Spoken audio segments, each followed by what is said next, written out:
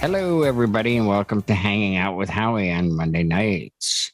Tonight, I have the one and only and partner in crime, Jay Brannan, with me, and my road dog and very good friend, John C. And Yeah, he is from Boston, Massachusetts. what's cooking, Howie? Hey, guys.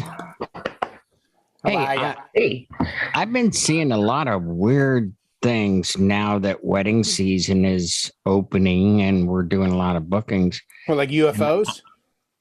Yeah, stuff like that. I mean, you never know. But I've been seeing what are called casual weddings. And casual is such a broad term. Like, they said, oh, yeah, it's casual wedding. And I don't know, I always show up with a suit and tie, vest, whatever, Yeah.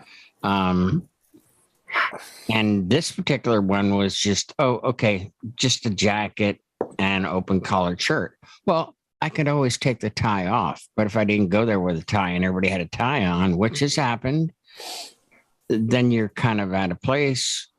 But unless it's your uniform. Yeah. Well, unless it's a uniform.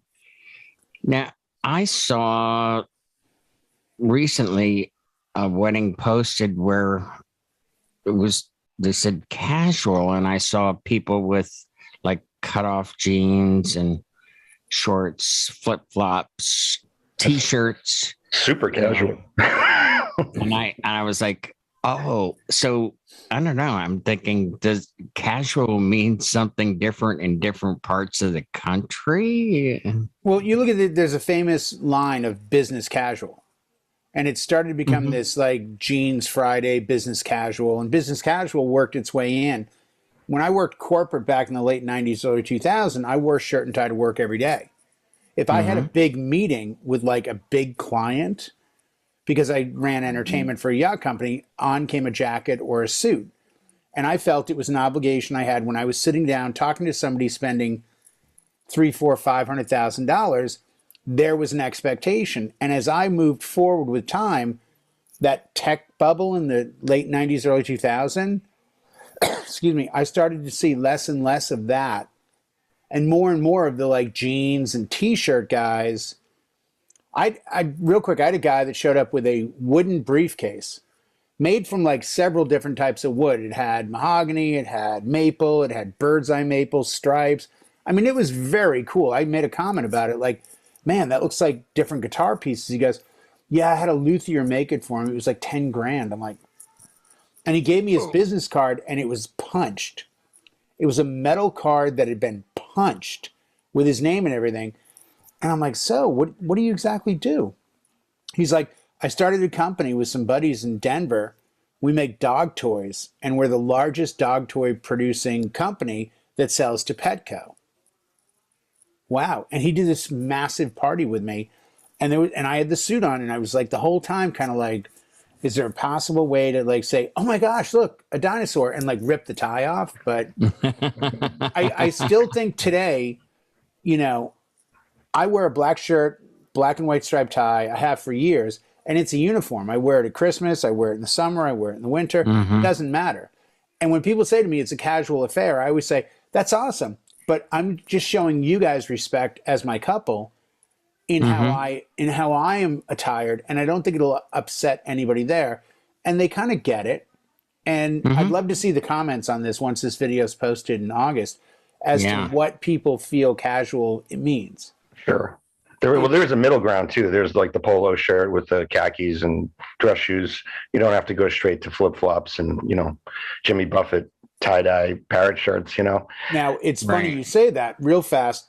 Sorry how to hijack, but real fast. I did a wedding about 9 years ago, and the groom said, "What do you wear to the wedding?" And I'm like, or actually about 13 years ago, because it was still black on black on black. I'm like, black tie, black shirt, black pants, black shoes. He goes, is it possible for you to wear khakis and a Hawaiian shirt? I'm like, yeah, absolutely. So I show up, and they start walking in at an exclusive golf course in Rancho Santa Fe, California, which is one of the richest communities in the country. And it's one after another: tuxedo, black dress, tuxedo, ball gown, and they're all in the room, and I'm panicked. I'm on the phone to my wife going, hey, where are you? I'm at home. Hey, get my black shirt, black tie, black pants. You may need to come down here. I'm waiting for the groom to show up or the parents. The mother walks in, walks right over. She goes, are you Jay? I said, yes. I said, she's like, I'm Teresa. I'm John's mother. I'm like, oh, so nice to meet you. I go, I really have to ask though. She goes, did he tell you to wear this? I said, he did. And I'm really concerned because everyone is dressed so well and I feel so underdressed that it's almost disrespectful. And she goes, oh no, that's how he dresses. John only wears Hawaiian and khakis. Are you wearing flip-flops? I'm like, no, Doc Martin. She goes, yeah, no, I'm surprised he didn't tell you to wear flip-flops. That's his uniform. Oh, okay. So the bus shows up with the wedding party. He jumps off and gives me the biggest hug. He's like, man, I knew I could count on you. He's a lawyer. She's a lawyer. They're from Long Beach, California. The wedding runs till 10, and then the last hour at 11, they bring out push trays of Old English 800 40s. And he had said from 10 to 11, could you just play like Snoop and Dre and that stuff? And that's what I did. And he got the wedding he wanted, tip, review, the whole deal. But, sometimes you have to listen to the client, even when it takes you out of your comfort zone. Now, did he dress like that for his own? No, he had a tuxedo. He was in a tux. He was the groom, and she was in a white dress. Oh, so but he wanted me. I was I'm going to live through the DJ. Right, you represented his vibe. Because I want my vibe to be represented, and no one else would do it. Because you were the decoration for the night. Because he said to the venue, like, hey, what do the waiters wear? What do the waiters and waitresses wear? Can they wear Hawaiian shirts and khakis? And they're like, no, we wear black on black. So I was the sacrificial lamb of, well, Jay's cool. He'll do what I ask him. But even his mother was like, yep, this is so John. I'm so glad you're supporting it. Like, they were happy. And I'm like, sure. What the F? Like, I look like an idiot at this wedding. Everyone is dressed in black. Like, we want to be able to find the DJ at any minute during the night. There he is. There he is. Yeah, it was a great wedding. And even the last hour, I'm like, wait a second. You guys are lawyers. Like, one's an assistant DA, one's like a prosecutor. I'm like, all of a sudden, it just went all like crazy LBC in the house. And they just had so much fun. But that's who they are. So that's formal with the casual element.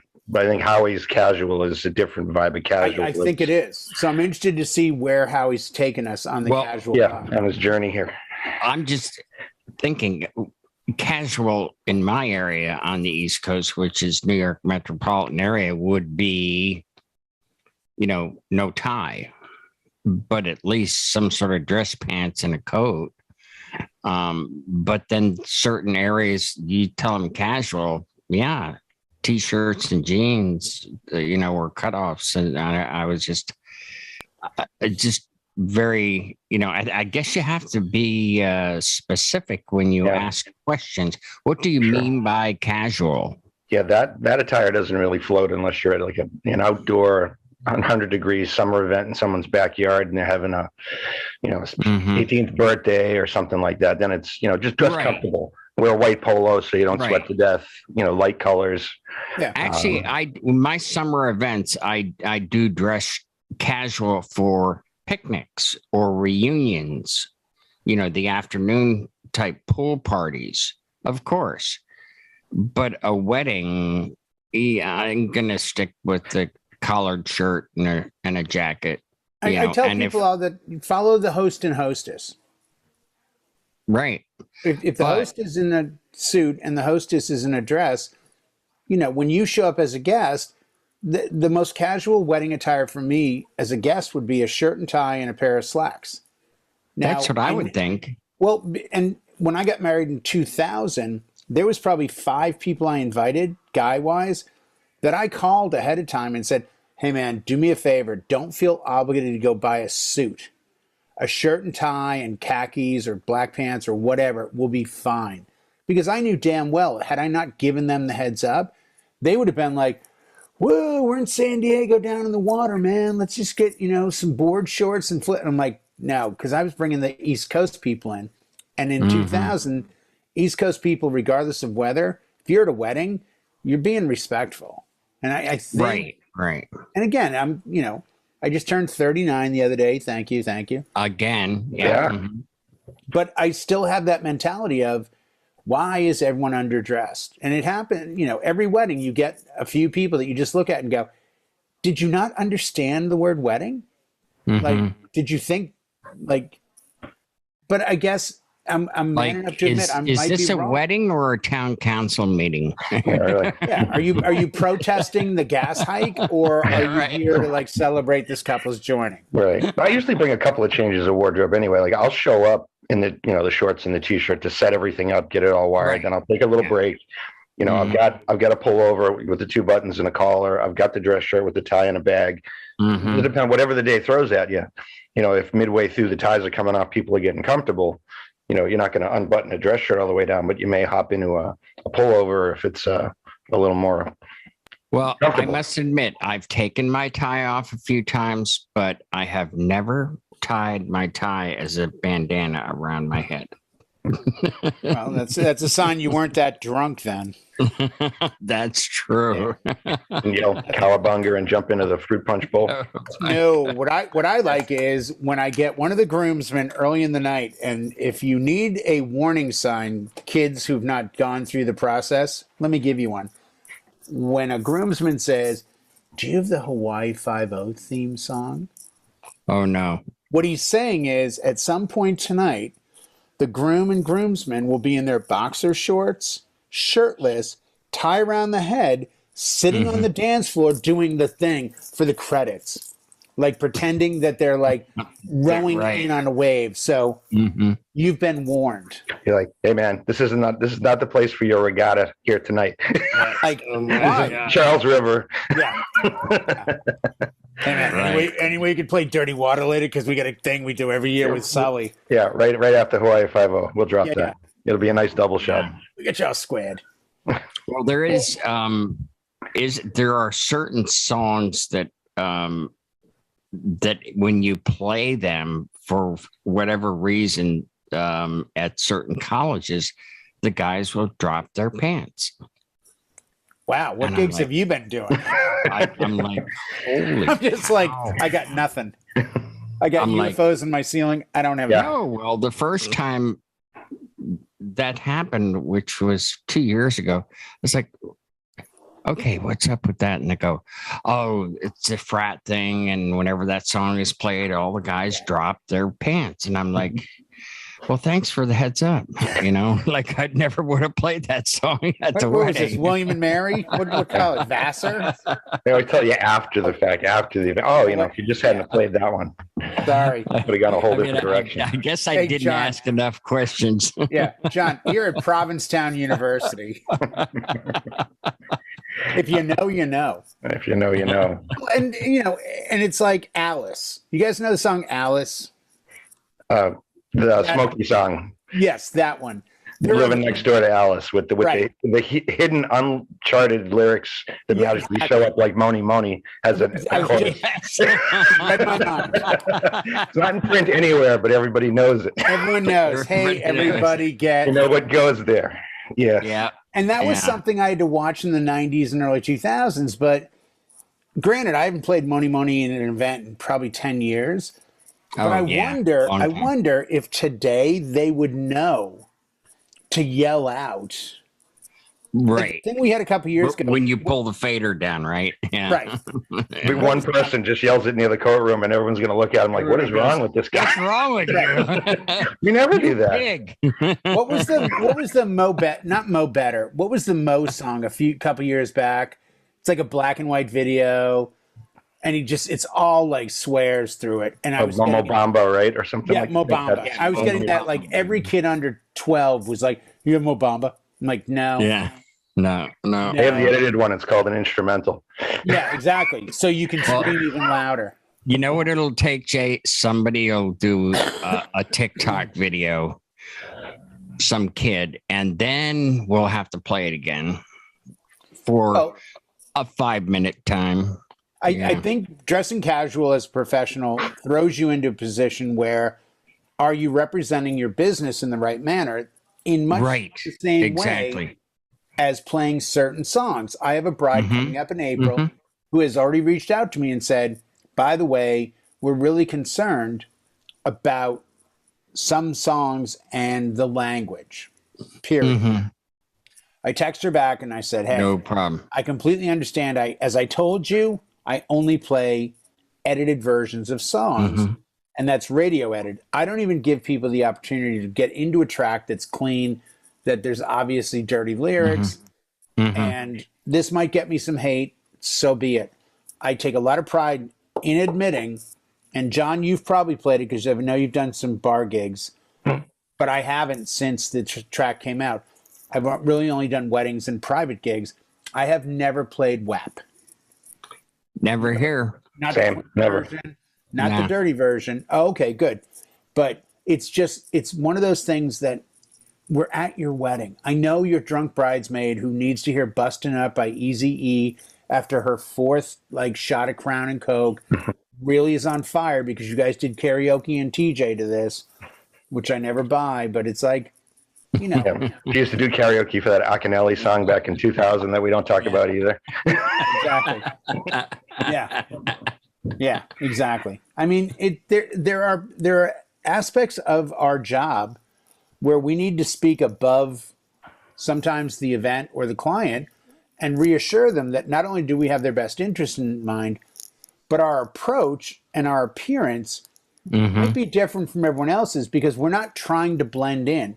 There is a point where you need to Right. recognize, well, no one has a tie on, but that guy, he must be important. Right. The captain, the owner, the manager. The He's person like, of authority. yeah, good. Person in control. Yes. Right. So for the rest of the night, I know. So even if somebody comes to me with like, hey man, it's a casual beach event, I totally understand that. But I'm presenting a package. So me wearing a shirt and tie on the beach to me makes total sense because I'm not there to be the steel drummer guy. I'm there to be someone may look at me and say, wow, my daughter's getting married at the Ritz-Carlton next year. Can I see the guy in ripped jeans, with a weird Hawaiian shirt doing her wedding? That wouldn't fit for my wedding. But the guy in the shirt and tie who's doing a great job playing that music, this guy's a professional. And I just write it off to it's a uniform. So Sure. And every performance, like you say, it's an audition because you never know who's watching and you never know when the phone's going to ring from someone who saw you do it right. And I guarantee you, if you keep consistent, my black and white striped tie with the black shirt, black pants, black shoes, I've probably done 10 events where someone's come up and said, you look so familiar. I'm like, oh, I do? You DJ'd a friend of mine's wedding. I know you did because I remember the tie. I remember Or the tie. I've seen you on social media. Right, whatever. something. And I think there's a look that you need to inherently continue. And I think I would rather be the guy that they go, where's the DJ? Oh, he's the one with the tie on, instead of, oh, he's the one with the board shorts and the Hawaiian shirt. Right. I take my lead. I know Brian, who's not with us tonight, but Brian is huge on comedians. It's all about the comedians. It's all about the timing. Take your lead. I take my lead, believe it or not, a lot from wrestling. And what I mean by that is I noticed over time being a fan of watching wrestling because I do enjoy it. Way back to the Haystack Calhoun days and Tony Gurria. Not as much this time because I don't know all the players, but picture the 90s wrestling. There was a consistency of character week after week after month after month after year after year. Like you saw John Cena come out or The Undertaker or someone else, and their hair and their look and their shape and their outfits, you knew. A silhouette would tell you who they were. I think there's something to be said for that as a DJ, to have that appearance that, oh, that's the guy. And I know there's a lot of... into a Slim Jim. There you go. Oh, yeah. Howie. Ultimate Warrior. Yeah. Oh, yeah. Oh, yeah. Got a Slim Jim. I'll tell you right now. Randy. Macho Man Randy Savage. Hey, guys. Thank you so much. Look, I got a rope. Who am I? And hey, Ultimate we're going to be doing a double header because Jay will be doing a show tomorrow, and and he will not be able to make it back in time for the live one. So we're going to do a backup recording. We'll take a 5-minute break, and then we'll do we'll put a show in the can for Jade for tomorrow night. Thank you. So thank you all for tuning in, and we'll see you when August. You said, Jay, we'll see you. I think folks the show in August. posts, and I just talked to Izzy, my agent. He said look to early November. So we'll see. Okay, sounds good. No worries. Good night, all. Good night.